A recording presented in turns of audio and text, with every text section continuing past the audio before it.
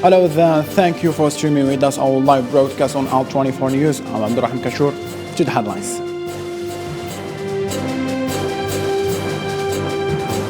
At least 70 people killed in one of the largest tornado outbreaks in U.S. history, and warning that toll may exceed 100.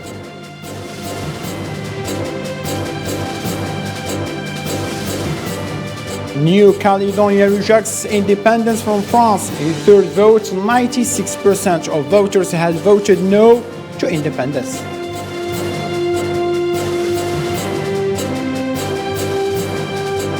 Tens of thousands of people have gathered in Austria's capital, Vienna, to protest against mandatory COVID vaccines and home confinement.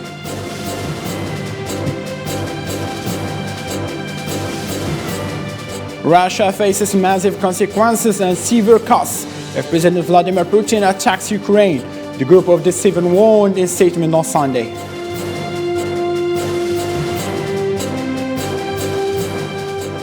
Good evening, those were today's headline. First of all, President of the Republic Abdelmajid Tebboune received today the Croatian Minister of Foreign and European Affairs, Gordan Grlic Radman, who is on a two-day working visit to Algiers. The hearing took place at the headquarters of the Presidency of the Republic in the presence of the Minister of Foreign Affairs of the National Community Abroad, Ramtan Amamra, and the Director of Cabinet of Presidency of the Republic, Abdelaziz Khalaf. The meeting provided an opportunity to examine ways and means of strengthening bilateral cooperation in all areas, including economic and trade, as well as issues of common interest.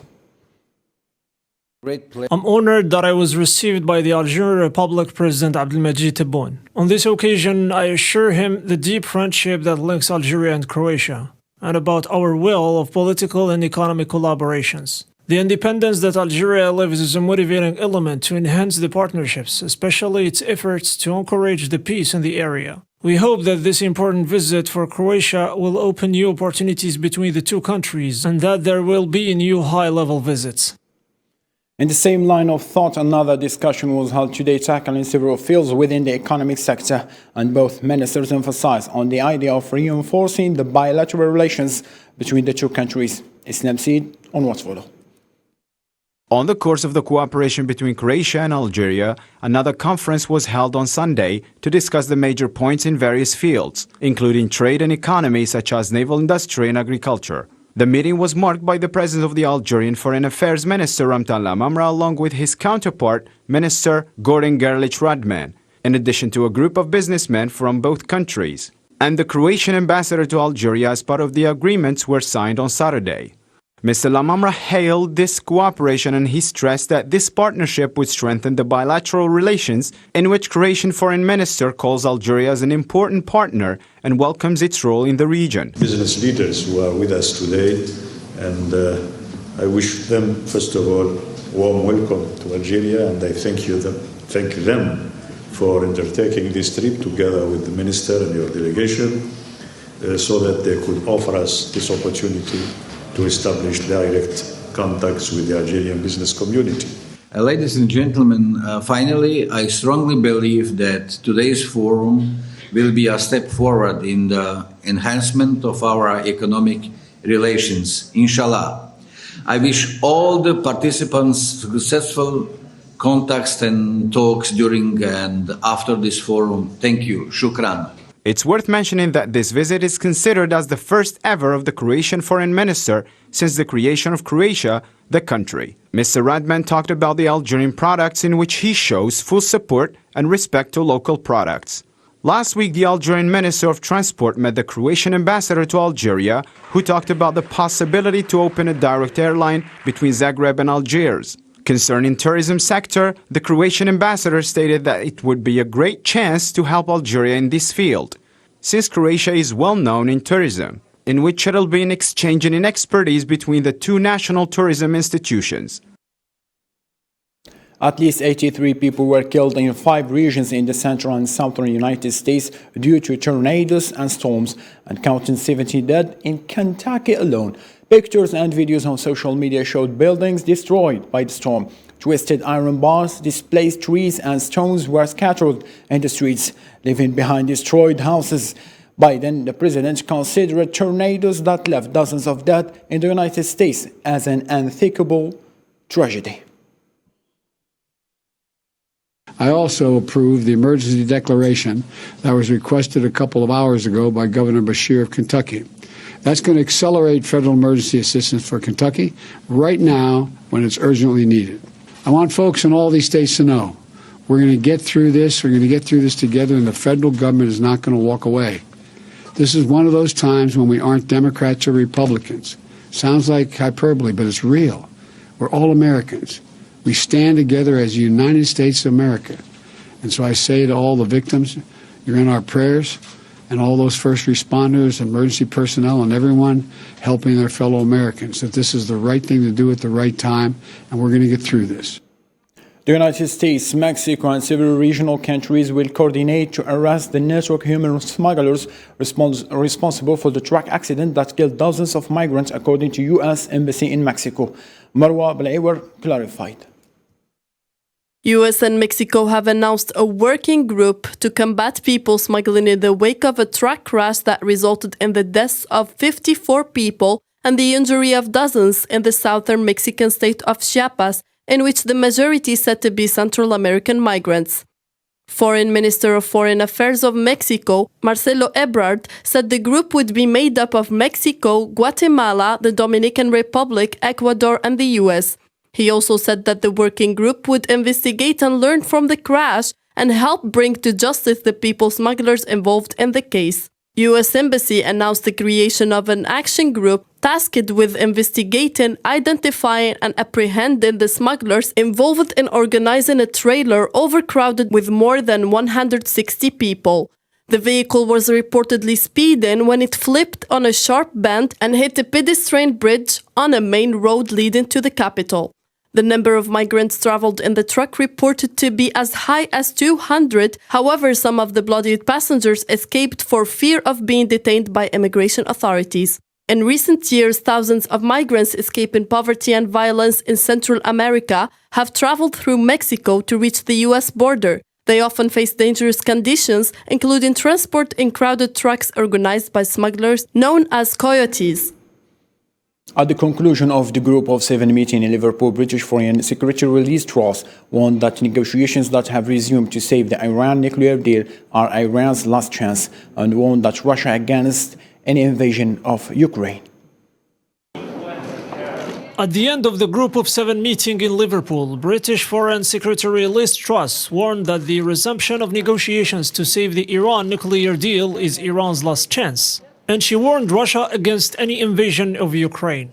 This is the last chance for Iran to come to the negotiating table with a serious resolution to this issue, which has to be agreeing the terms of the JCPOA.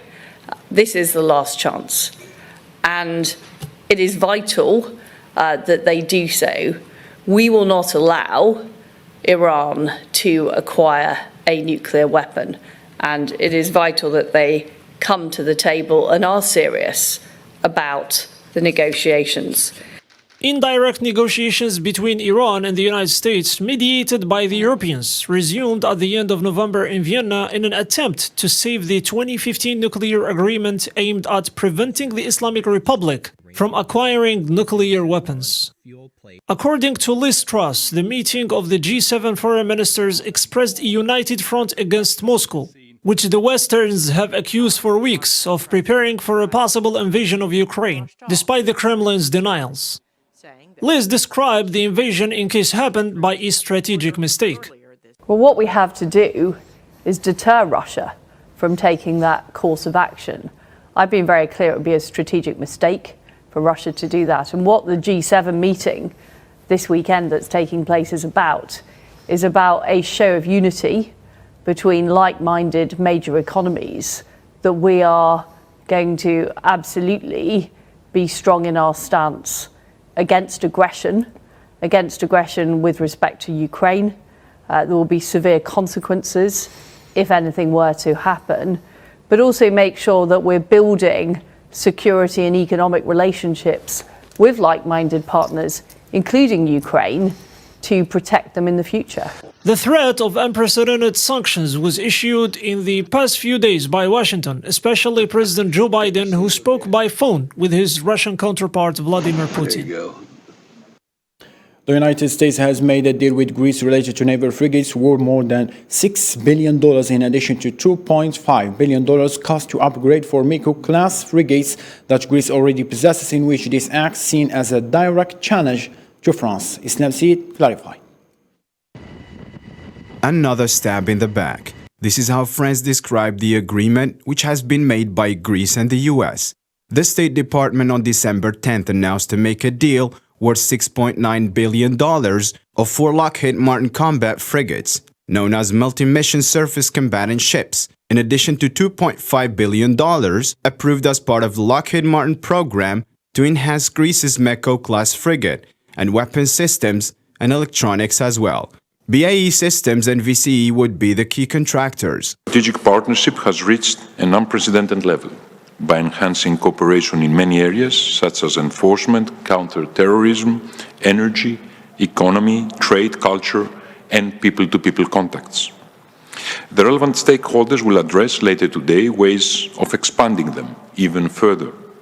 The revision of the Mutual Defence Cooperation Agreement we will sign in a few minutes is symbolically and substantially the foundation of our long-term partnership. Greece has submitted a letter of request to the US, outlining its needs for NATO accession talks. The State Department approval represents the maximum that could be signed into agreement. Despite State Department approval, the notification does not imply that a contract has been signed or that negotiations have ended. The new commercial deal is seen as a menace faces France, after the United States wrested away an enormous submarine contract for Australia in a shock announcement in September 15th that jeopardized relations between Washington, Paris, and Canberra, in which the latter discarded a long-standing deal worth billions of euros to buy conventional French submarines for US nuclear-powered vessels. 3 people were killed and 6 were missing after an explosion caused multiple residential buildings to collapse on the Italian island of Sicily. Ravanusa amid natural gas pipe explosion around 8:30 evening. The captain of the local firefighters confirmed the fatalities, but said 2 people had been found alive and the rubble after the blast. Residents of the Pacific territory of New Caledonia have voted overwhelmingly to remain part of France, a third referendum that was boycotted by pro-independence groups. Local media reported police reinforcements have been sent to territory known as the Bubble, which is of the strategic importance to France and is part of wider tussle for influence in the Pacific between Western countries and China. And for better information over the topic, the L24 team news has got in touch with Lepo Lombard, who is a director of news magazine over there. Let's hear it. So just like for Algeria, the Kanak movement against French colonialism has been lasting ever since French colonialists invaded the country. So since 1853 in that case. There was 2 massive revolts in 1878 and 1917, led respectively by the High Chief Attai and the High Chief Noël. But then if we talk specifically about the independentist movement, I think we can trace it back to the late 60s, and even more specifically to the beginning of the 80s, with the formation in particular of the FLNKS, so the Kanak and Socialist National Liberation Front, which of course is a direct reference to the Algerian FLN, and of course there's many similarities and bridges that can be built between Algeria and Kanaki, which I try to do in my work. And so in 1984 there is this territorial election to ratify a new colonial status for the country, and the FLNKS is calling for an active boycott. That is not only just the not going to vote, but actually also preventing the vote to happen. And this begins about 4 years of what I call the Kanak insurrection, that in the country is described usually more as a civil war, or euphemized a little bit like in 1954 in Algeria as the events. And it will be crushed both by the French settlers and the French army, in particular with the assassination of one of the main leader of the Kanak movement, Eloi Machoro, by the GIGN snipers in January 1985. Thousands of rallies in Argentinian capital Buenos Aires urging the government not to sign any kind of debt restriction agreement with the International Monetary Fund. Hussein Burkan clarified this report.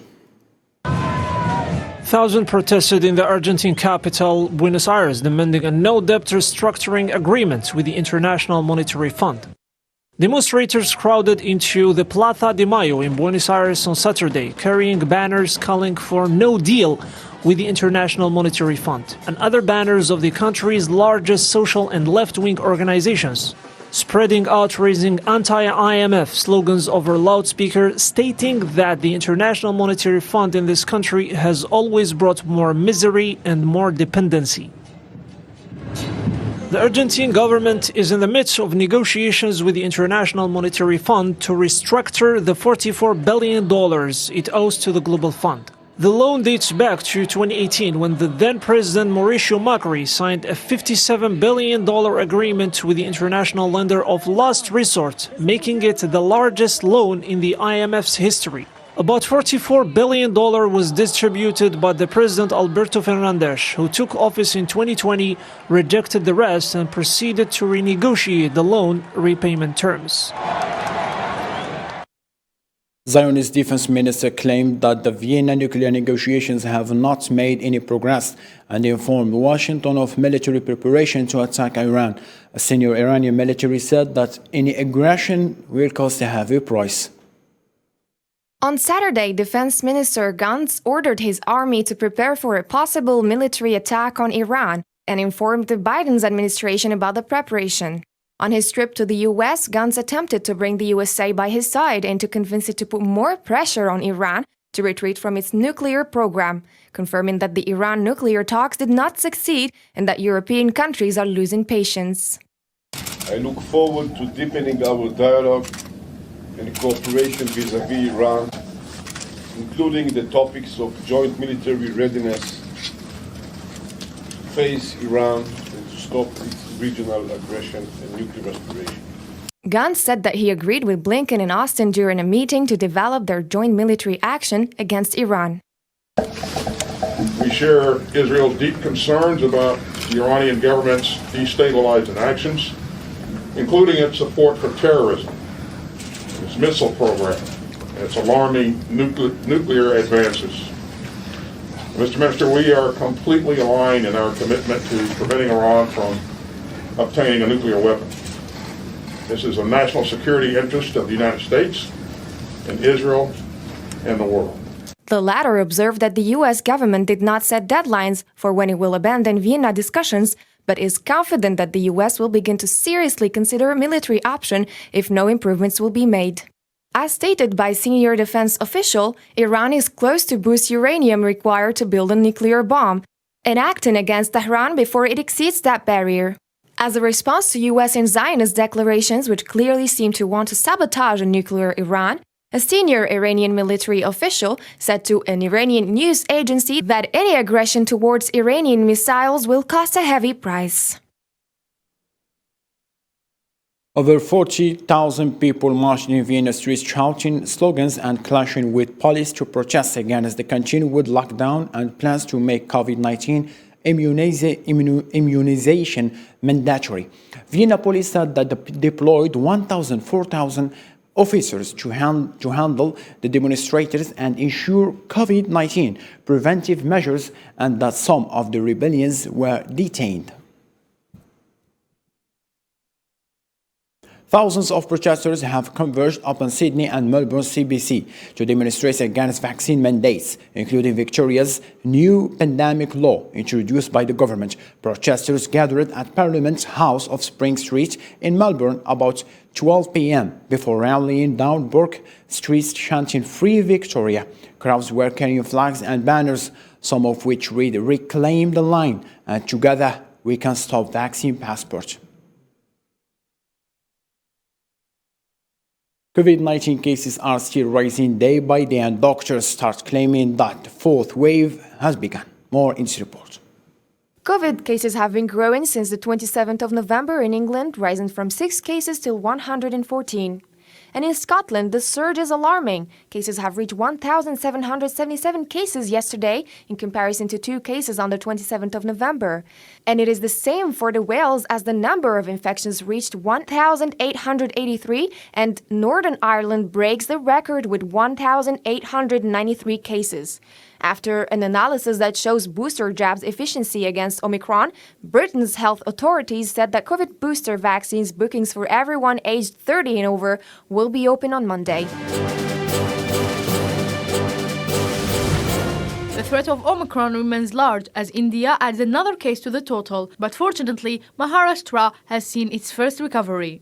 According to health officials, 15 people infected with Omicron in India have tested negative for SARS-CoV-2 and have been sent home from public hospitals.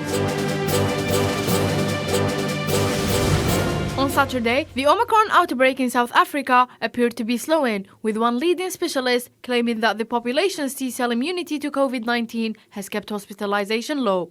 According to the country's National Institute for Communicable Diseases, there were 17,154 instances registered in the prior 24 hours, 4.8% more in comparison to last week, and about 1,000 higher than the previous Saturday's total.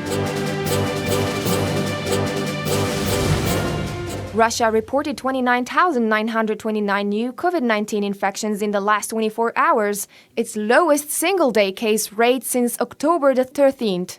According to data from the government's coronavirus task, COVID-19 cases in Russia exceeded 1 million, but the latest wave of the pandemic declined and the number of deaths and infections is dropping after recording the deadliest month of the pandemic on October. Brazilian president has denied request of state health regulator Anvisa to demand vaccination proof from visitors. Brazil's Supreme Court commanded the country to require proof of vaccination from visitors, and Justice Luis Roberto Barroso of the Apex Court called to avoid supporting the anti-vaccine tourism. Inflation continues to climb in the United States. It reached 6.8% last month, according to the U.S. Department of Labor, after 6.2% in October, which represents its highest level since 1982. More details with Usama Ayadi.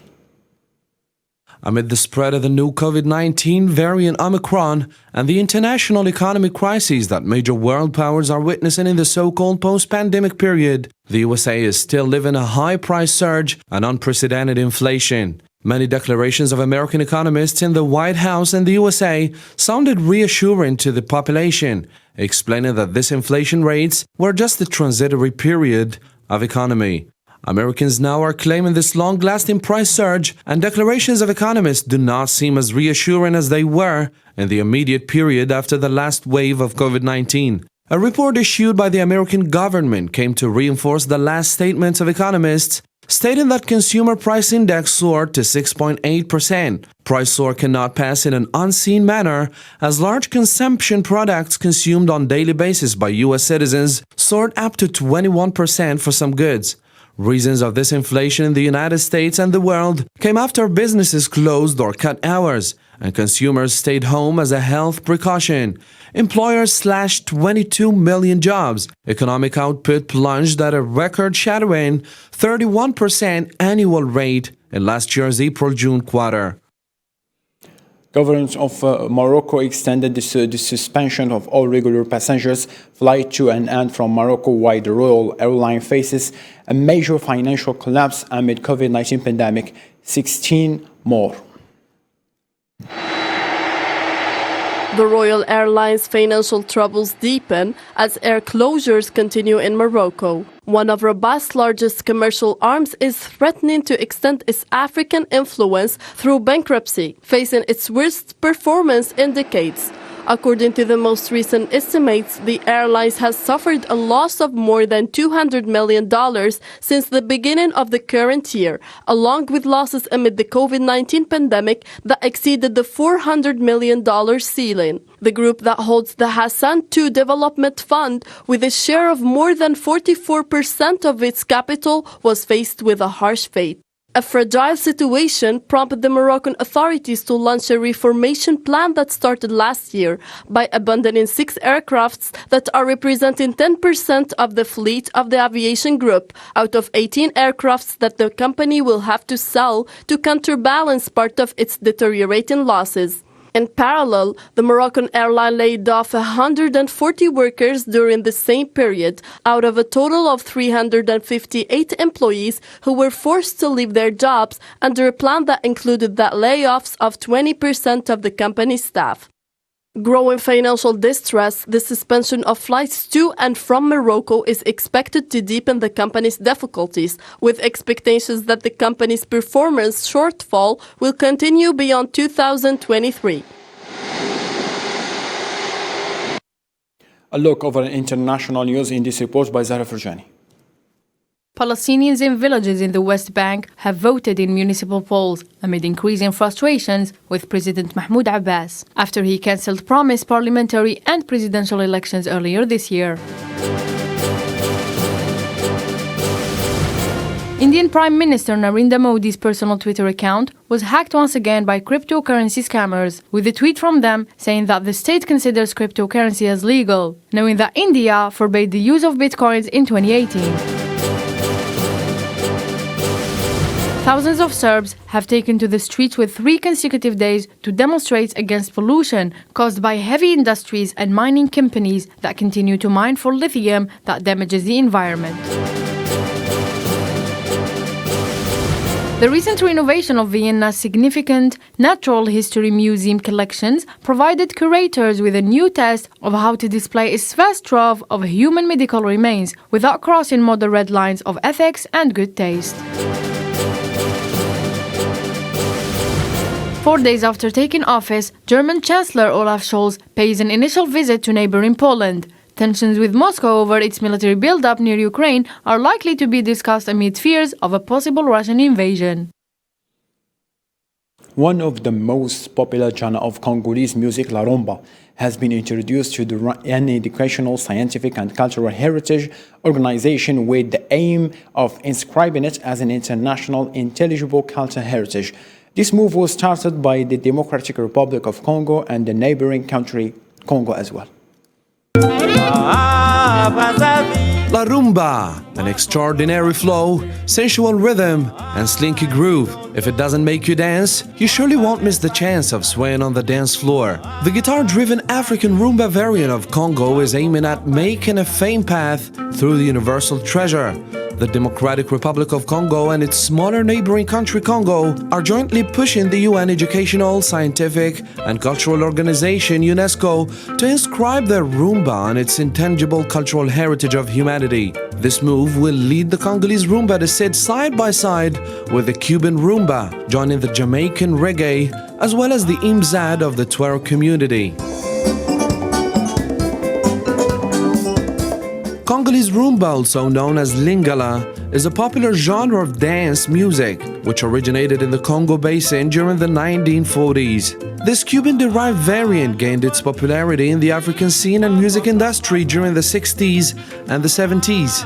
The Congolese musical genre influenced numerous artists and bands, such as Lipwa Lipwa, to become more modernized in the 70s, as rock influences were clearly noticed in the genre's impact.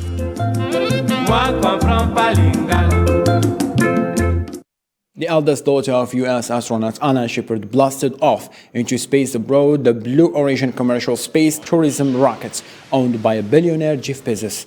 The American astronaut's daughter took off into space 16 years after her late father Anna Shepard's famous journey at the beginning of the space age. Laura Shepard who was an apprentice when her father first flew into space, was one of 6 passengers in the cabin of Blue Origins.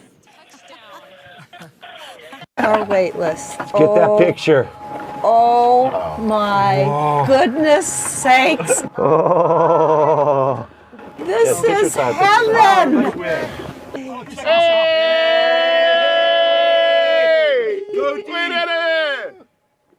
Hey, we're going to lose them now. Oh, check this out. Oh my God. Oh, you just let go and you go up. Holy moly, I lost it. Oh my God. This is so much fun. Oh yeah, what's my hair doing? Your hair is just Is it going everywhere? My hair is floating. Oh, look at the black. Oh, Holy. moly. Absolutely magnificent. To this end, ladies and gentlemen, let's have a reminder to our main stories. At least 70 people killed in one of the largest tornadoes outbreak in U.S. history, as warning that toll may exceed 100.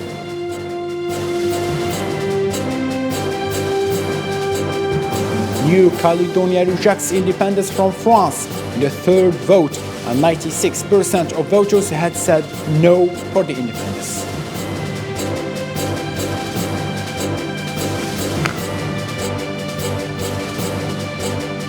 Tens of thousands of people have gathered in Austria's capital, Vienna, to protest against mandatory COVID vaccines and home confinement.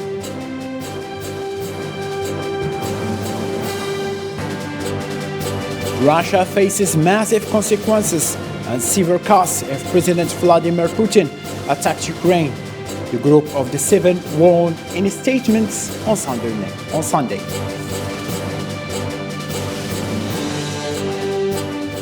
To this end, ladies and gentlemen, thank you so much for being with us. Take care of yourself. Good night.